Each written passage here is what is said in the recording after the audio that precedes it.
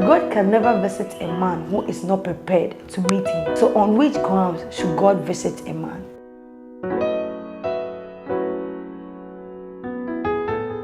Today, we are going to speak about when God visits you.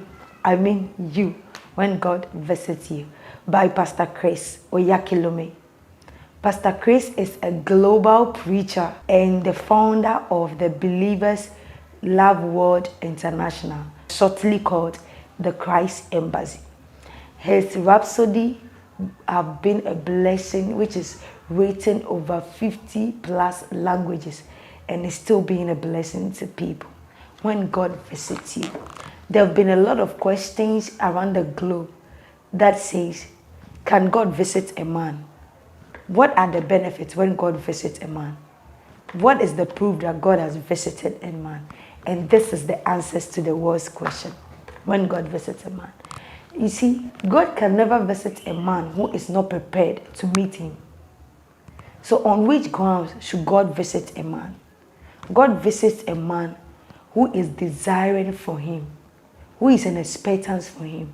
You cannot be visited by a deity when you have not prepared for him. So the first step for God to visit a man is for that man to desire him, to be hungry to know him.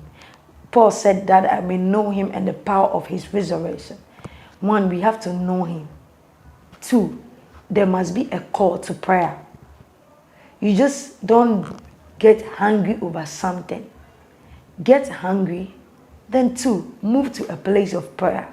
Speak to him where you can find him. Speak to him through prayer. Three, move that deep into his word. Because the Bible said his words are spirit and they are life. So move to his word. Then four, that is one amazing thing. When God visits you, he brings change, a dramatical change that is spiritual and physical. There is something that is showing to the world that God has visited you. When God visited Hannah, we saw his Samuel. That was a proof that God has visited him. When God visited Mary, we saw a proof that Jesus was born. When he visited Elizabeth, we saw John the Baptist. And in your case, you are expecting a visitation. You don't know how to get prepared. This is your book, When God Visits. And it's going to quench your thirst and your hunger for God's visitation.